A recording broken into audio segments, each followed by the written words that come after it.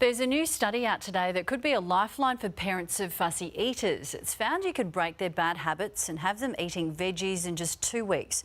Researchers had a group of kids eat a piece of kale for 15 days straight, and at the end of it found they'd actually learned to enjoy the veggie. Joining us this afternoon for a closer look is Dr. Tamara Hunter. Thanks for joining us on Nine Live Perth. Dr. Hunter, tell us, can we really train our kids to eat their greens?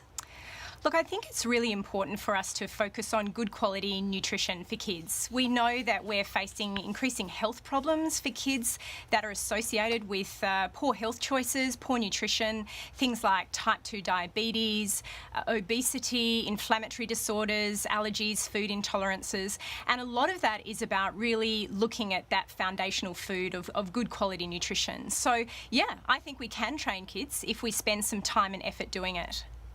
This probably won't work on very young children, but what are some creative ways to get healthy foods into them? Oh, look, there's a multitude of things that you can access on the internet as far as trying to get healthy, creative foods into children. It does take a little bit of prior preparation, certainly thinking about it. Planning is really, really important. Lunch boxes are the first place to start, really. Thinking about the different sorts of colours that we can put in there. We know that we need to present a wide variety of colours, particularly vegetables and fruits, whole grains, legumes. We need to make sure that kids are getting dairy or dairy alternatives into their diets. We also need to make sure that they're getting good quality protein as well. So whether that comes from a vegetarian source or whether it comes from meats or dairy or poultry, even eggs. So how can you tell if your child is getting enough of the good stuff in terms of quality and portion?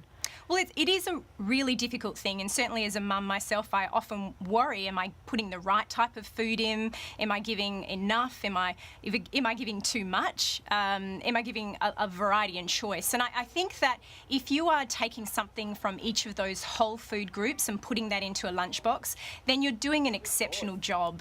I think that if you can really make an effort to do that as a first step, I always encourage parents to ask teachers to leave the leftovers in the lunchbox so that you can monitor what's actually not getting eaten. Have discussions with the teachers around, you know, how much time the children have for eating at lunchtime. Are they getting distracted?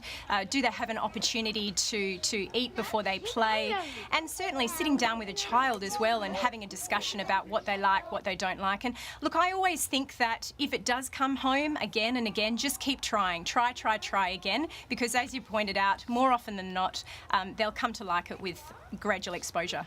And just quickly on the subject of lunch boxes, what are some ideas to help out busy parents when it comes to packing the school lunch? I know for me, every morning I'm just sort of at my wit's end as what I need to put in there. And I'm exactly the same, Emmy. It is a great challenge. So the number one thing is prior preparation is absolutely everything. Using your Sunday night, whether it be 10, 15 minutes to put some things together for the week is really important. Simple things like chopping up some carrot and celery and capsicum, storing it in cold water in the fridge, that can last the week. Creating foods that can be frozen in advance, things like mini pizzas, mini frittatas, muffins, homemade muesli bars, even the popular raw balls or bliss balls, as long as of course they don't contain the nuts. They can be frozen in portions in advance and put into the lunchbox. There's loads of ideas on the internet. I do like that freezing idea. Thanks very much for all those ideas this afternoon, Dr. Hunter. Thank you. Thank you.